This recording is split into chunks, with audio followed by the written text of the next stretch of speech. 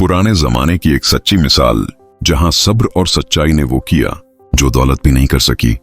बहुत पुराने जमाने की बात है। बगदाद शहर में एक गरीब दुकानदार रहता था, सालिम। उसकी छोटी सी कपड़े की दुकान थी।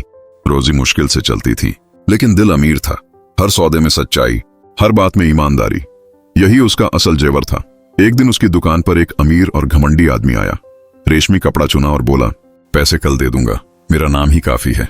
सालिम ने अदब से कहा, हुजूर, मुझे शक नहीं, मगर घर में आज खाने को कुछ नहीं है। अगर आज ही दे दें तो बच्चा भूखा नहीं सोएगा।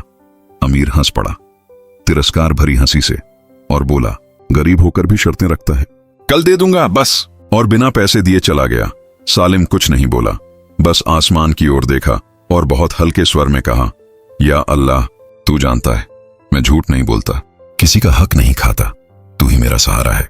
रात आई, दुकान बंद हुई और सालिम अपने छोटे बेटे के साथ भूखा सो गया।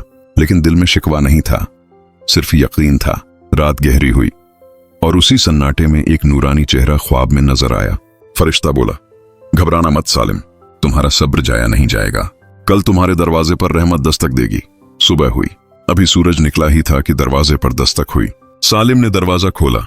सामने वही अमीर आदमी खड़ा था, चेहरा पीला, आंखें डरी हुई और हाथ में एक भारी थैली। उसने कांपती आवाज में कहा, सालिम, मुझे माफ कर दो, रात भर नींद नहीं आई। सपने में एक नूरानी शख्स ने कहा, अगर तुमने उस गरीब दुकानदार का हक नहीं लौटाया तो तुम्हारी दौलत राख बन जाएगी। मैं डर गया और तड़के ही तुम्हारे पास चला आया। उसने थैली आगे बढ़ाई।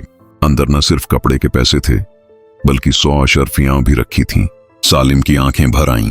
उसने आसमान की ओर देखा और फुसफुसाया, अल्लाह अपने बंदों की सुनता है, बस देर से नहीं, ठीक वक्त पर। और उस दिन से सालिम की दुकान छोटी रही, मगर उसकी दुआ बड़ी हो गई, क्योंकि जिसने सब्र से मांगा उसे रब ने इज्जत से दिया।